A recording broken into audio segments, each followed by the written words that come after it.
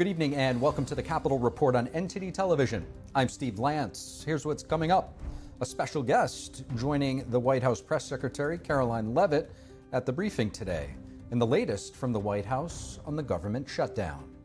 And the Supreme Court allowing Federal Reserve Governor Lisa Cook to keep her job, at least for now. The justices will take up the case next year.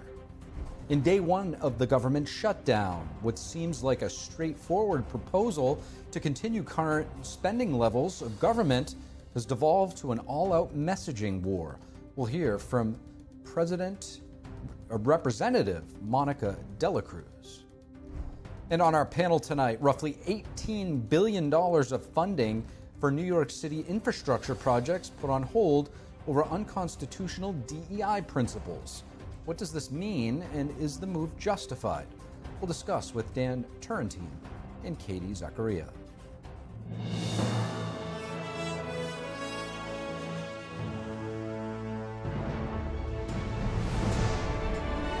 This is Capitol Report, live from our global headquarters in our nation's capital. Here's Steve Lance. And Vice President J.D. Vance joining Press Secretary Karoline Leavitt in the briefing room today. We go live now to NTD's correspondent, Mari Otsu, who was there at the briefing. Good evening, Mari. So talk to us about what the White House is saying about the government shutdown that's currently underway. Sure, Steve. Good evening. The White House is blaming Democrats for the government shutdown, saying that it impacts active duty troops, critical food assistance, and flood insurance as we are entering hurricane season. And Vice President J.D. Vance had a surprise appearance at the briefing room today. Here's what he said. Watch. Whatever those disagreements are, you don't shut down the government over it. For the first time since the Democrats have been in politics, they're now saying that unless we get every policy item that we demand, we're going to shut down the people's government. They're trying to take a hostage, and we're not going to let them. The White House website featuring a shutdown clock and the press secretary leaving this message on the White House comment line. Thank you for calling the White House comment line. Democrats in Congress have shut down the federal government because they care more about funding health care for illegal immigrants than they care about serving you. Meanwhile, Vice President Vance says he doesn't think the shutdown will be long. He's calling on more moderate Democrats to join Republicans in voting to keep the government open. So 3 moderate Democrats joined 52 Republicans last night. We need 5 more. While Republicans have offered a clean short-term budget bill, the White House criticizing Democrats for holding the economy hostage for what it calls free health care for illegal immigrants, though Democrats say that's not what they're demanding. Political leadership of their party has got it into their heads that the only way to be compassionate is to be compassionate to illegal aliens rather than American citizens. No, the law is clear that no Medicaid, no Medicare, no ACA can go to any undocumented immigrants. And Steve, I don't know if you've seen this, but the White House has been replaying this deepfake video that President Trump originally posted to Truth Social of House Minority Leader Hakeem Jeffries wearing a sombrero. Jeffries responds like this. Watch. Don't cop out through a racist and fake AI video. Yeah. When I'm back in the Oval Office, say it to my face. Hakeem Jeffries said it was racist, and I honestly don't even know what that means. Like, is he a Mexican American that is offended by having a sombrero meme? I make this solemn promise to you that if you help us reopen the government, the sombrero memes will stop. And I've talked to the President of the United States about that. But while Republicans and Democrats are spending the first day of the government shutdown blaming each other, iconic sites around the country have closed, including Pearl Harbor Memorial in Hawaii and the JFK Library in Boston. Steve, back to you. NTD's Mari Otsu live at the White House. Thank you, Mari. Day one of the government shutdown currently underway, and Senate Democrats blocking a procedural vote to reconsider a continuing resolution to reopen the government, otherwise known as a CR. Our Washington correspondent, Luis Martinez, is with us in studio. Luis, great to have you back. So talk to us what's going on in the Hill right now, and what's the latest on the attempts to reopen our government? Well, right now, Republican strategy in the Senate is to put the CR, the continuing resolution that they've already passed through the House, for a vote again to put maximum pressure on Democrats and show the American people who's deciding to close the government. So they had a procedural vote to see if they can go ahead with a final third vote of the continuing resolution, and it failed. 55 senators voted in favor. That's 3 Democrats that joined again, as well as last night, with Republicans to try and keep the government open, but didn't reach the 60-vote threshold. Let's listen to what a couple of those Senate Democrats had to say about today's vote. You know, I don't believe that it's ever going to be a good choice to shut the government down. This isn't entertainment. The tariffs are already hitting high costs in my state. That hasn't been addressed by this administration. And my concern is with the shutdown, there's going to be more costs to Nevadans, including not only our workers that are federal workers and so many that are there, our tourism industry, which is a major revenue generator for our state. So that's why it was important for me to vote against a shutdown. So, Steve, as we just saw there, Senator John Fetterman from Pennsylvania, a purple state, and Cortez Masto from Nevada, also a purple state, joining Republicans with also Senator Angus King from Maine. And the strategy that Senate Republican Majority Leader John Thune has is to hope that in the coming days, other Democrats will join enough to keep the government open. All eyes are on Senator John Ossoff from Georgia and any other senator from the Democratic side that is seeking re-election in 2026, of course. Certainly a lot of messaging. A lot of folks, we heard Mari say it, it's going to come down to who wins the messaging war. But one point that I heard earlier today that I think was sort of puts things into perspective is that the Democrats actually voted for this exact same CR. This is not something new. Nothing's really added to it. So are the stakes really worth it for them to not vote on something that they've already voted for? Like, what are they really trying to, get out of it? And what is ultimately the impact, the real world impact of this shutdown? Who's going to be mostly affected? Well, what you just said is completely right. So politics or political theater aside, or political messaging aside, this continuing resolution that Republicans are putting on the table, it's levels of government funding set by Democrats during the Biden administration. And actually, Republicans decided not to go with Department of Government Efficiency spending cuts that were proposed by DOGE during this funding battle, and instead accepted something that Republicans, of course, are not okay with this, which is Biden-era levels of government funding. And who's going to be impacted? Well, first of all, I think it's important to say for the American people, anyone who's looking to cash their Social Security checks will still receive their Social Security checks. Medicaid, Medicare beneficiaries will still receive those benefits. But there's about 750,000 federal employees that could be furloughed. In the case, for example, of the Department of Education, some 95% of the Department of Education will be furloughed. The only people that will stay on the job are those that are dealing with student loans and student aid. And then if we look at HHS, they're going to furlough about 32,000 out of their 80,000 employees. Military, active duty military personnel, TSA, Border Patrol, DEA, all will stay on their posts, but without pay. Now, the last government shutdown, 2018, after those 35 days, Congress passed a law that everyone is going to get paid after government is reopened. So those people that are remaining at their posts but not receiving a paycheck will receive a paycheck once government reopens. And obviously right here in the DMV, the DC, Virginia, Maryland area, you have a ton of tens of thousands, if not hundreds of thousands, many of which live in Virginia. It's not quite the midterms yet, but November has a pretty consequential governor's race, and this could have an impact there. What is the administration saying about these layoffs, about the people who might actually lose their jobs as collateral damage from the government shutdown? Well, we've heard from the White House that they didn't want a government shutdown. Now we have a government shutdown, and the White House now has greater latitude to decide what is or what isn't essential personnel. So they're going to be able to lay off people, dismiss them from their jobs. These are people who will not get their jobs back once government reopens. And OMB Director Russell Vought has warned Democrats that in the next 2 days, they might start sending those letters of notices of being laid off. Now, this is important because this is all political strategy. So you have the White House saying that in 2 days they're going to start sending those notices, And the Senate Republicans teed off the next vote for Friday. So Democrats will have yet another chance on Friday to reopen government if they join with Republicans in voting for the continuing resolution. Fascinating stuff. Lots of moving pieces. Happy to have you break it down. Luis Martinez, thank you.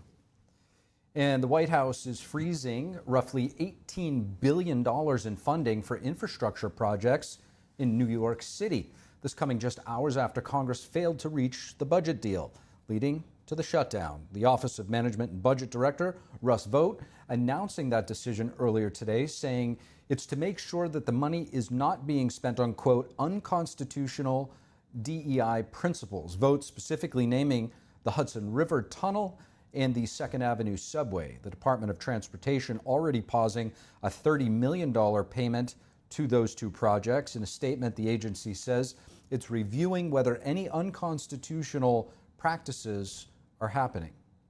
And OMB Director Russ Vought wrote on X today that roughly $18 billion for those projects will be put on hold, as we just mentioned. Joining us live to break it down is Dan Turrentine, co-host of Two Ways, the morning meeting and the group chat, along with Katie Zacharia, senior legal advisor to Fix California. It's great to have you both. So Secretary Vought, OMB Director Vought, saying that this is to prevent funding tied to what he called unconstitutional DEI principles. Dan, let's start with you. What impact do you think that this will have on those projects? Well, as you said, they're withholding, but I think it'll ultimately get paid when this is settled. But look, the goal of both sides going into this feel very comfortable with their positions, and the goal is to make the other side feel uncomfortable and seek peace, basically, to sue for it. And Democrats, when the conversations on healthcare, feel like they're on solid ground. The problem is the reason we Democrats have been successful in the past is once the government shuts down, people get upset. Like, pick up the garbage in my street. The construction workers on the 2nd Avenue subway here in New York City are going to want to get paid and move forward. And people just say, gosh darn it, I don't care who's at fault, end this. And that's where Democrats are running a real risk. The longer this goes, people just get agitated and say, I hate D.C., stop it. Katie, Senate Minority Leader Chuck Schumer saying President Trump and Russ Vought of the OMB are threatening projects that would have a monumental impact on commuters in New York City. Do you think that there's any validity to his point? Well, look, President Trump is using his authority as president, and honestly, this is the Schumer shutdown. Schumer had an opportunity to be able to make a deal with President Trump, and he came with this $1 trillion ransom deal and basically is holding the American people hostage. So for $18 billion infrastructure project to be used as leverage, President Trump should do that because it benefits all of the American people if they can make a deal here. And it's not just this project for the federal workers, for the military, for the parks and rec. All of these people will suffer if the Democrats don't come to the table with a reasonable deal and make it with President Trump. And Dan, I don't know if you saw the segment earlier with Luis Martinez, our Capitol Hill correspondent. Yep. When it comes to this CR, the Democrats voted for it before. So are the things that they're asking for really, that consequential that they are going to take the risks that Katie just outlined? Well, I think you're right. From a PR standpoint, it's terrible for Democrats because I think 13 times they voted for continuing resolutions. In the past, it was Republicans who were threatening to or did shut down the government. And again, this is one of the reasons Democrats ultimately won. It's a very clean, simple message. Just continue as things are. I think Democrats do have a strong hand on health care. The problem is just trying to tie, as my colleague said, everything else to it. And I think ultimately what's going to happen is they're going to pass this continuing resolution. Democrats will fold, and Republicans will ultimately cut some deal on the Obama health care taxes because even a lot of Republicans don't want to see premiums go up. But, Democrats asked for too many things, and it became too complicated, and they're losing the messaging war. Katie, with regard to the director of OMB, Russ Vought, getting ready to, he ultimately gets to decide who gets fired, who doesn't. Is this something that the Democrats, might regret if he's able to start gutting, permanent Washington? Well, this was the agenda before, right, that President Trump got elected on, was to cut down on OMB, cut down the federal government. And if the Democrats pretty much give him this open door, then I would say they're going to start taking those steps. But I want to address the healthcare issue. I'm out here in California, and Gavin Newsom, our Democrat governor, decided that it was a great idea to give every illegal immigrant healthcare on the backs of the California taxpayer. So what they're actually trying to address here, and Vice President J.D. Vance did discuss this, is healthcare for illegal immigrants. This is not an all-around healthcare controversy. This is that the Democrats have been championing healthcare for illegal immigrants, immigrants who are not here legally, that are not paying taxes, that are using the system and taking from the American taxpayer. And so we suffered. Gavin Newsom shut that program down in California because guess what? It bankrupted our Medicaid, our Medi-Cal program, which is to provide health care for those who can't afford it, that are citizens or that are paying taxes. So this controversy should not be a controversy. And you have people like Maxine Waters supporting this, outwardly supporting health care for illegal immigrants. And the United States, just like California, cannot afford to do that. Speaking of California, there's a big trend right now on X, social media, a big push, what we're seeing, to cancel Netflix, gaining some traction. Elon Musk jumping on board, referencing a show director's comments on Charlie Kirk, but also transgender content and other DEI priorities. Dan, where do you see this going? Oh, look, I mean, on some level, there's great irony because Democrats were very aggressive about this type of stuff in the last decade. Look, the free market will take care of this. If people are upset about content on Netflix, whether they don't like their shows or they think they promote the wrong values, then they'll go somewhere else. And, you know, whether it's Budweiser with beer or Target versus Walmart, the free market, I believe, will take care of this. But it's good copy to see people go after things like Netflix. Katie, what's going on in the great state of California? Just saw tourism in Los Angeles is down roughly 50%.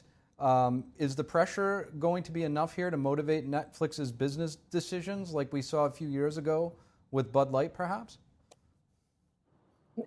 Well, as it was discussed, that's really a free market decision. If people do decide they don't like the content on Netflix, then they can leave Netflix and Netflix will suffer financially for promoting that. If people are not fleeing in droves like they did with Budweiser and other woke ideology, companies that have embraced this, even Cracker Barrel changed course. If Netflix does suffer, they will change course because at the end of the day, similar to Amazon Prime and other places that have experienced this, or Amazon Video, Prime Video to be specific, people do react, companies react when the money goes down and they're not able to deliver for their consumers, for their shareholders. Maybe all they'll need to do is have another Dave Chappelle special to balance things out. We'll wait and see. Dan Turrentine, Katie Zacharia, appreciate your perspectives. And the Supreme Court today deferring the Trump administration's request to overturn an injunction on President Trump's efforts to fire Federal Reserve Governor Lisa Cook. Cook remains in office until at least January of 2026. NTD's Arlene Richards brings us more. In a very brief order on Wednesday, Chief Justice John Roberts declined to grant the Trump administration's request to remove Federal Reserve Governor Lisa Cook from her job. The unsigned order states that the matter is, quote, deferred pending oral argument in January 2026. It sets in motion a briefing schedule that will allow both sides to lay out their arguments on paper before the in-person appearance in January. Cook can continue working for the bank's board until at least January. The move upholds a lower court's injunction on the firing attempt, which was prompted by allegations that Cook engaged in mortgage fraud. A court of appeals rejected an emergency appeal which prompted the immediate application to the Supreme Court. Trump invoked the Federal Reserve Act in an August termination letter to Cook. The act states that the president can remove a member of the board for cause. He stated that he was removing her for cause, citing sufficient reason to believe that she had made false statements on one or more mortgage agreements. Cook has argued that the firing is without cause because she hasn't been charged or convicted of a crime. She denies the fraud claims. The court's decision today puts in the spotlight the potential for a landmark case over the long-held shield of independence the Fed has enjoyed from the executive branch. Arlene Richards, NTD News. Coming up, the latest state to activate the National Guard to assist with ICE operations. We'll have more on immigration enforcement during the shutdown. And with the White House saying layoffs are imminent, how long might this shutdown last? We'll hear from Congresswoman Monica De La Cruz just after the break.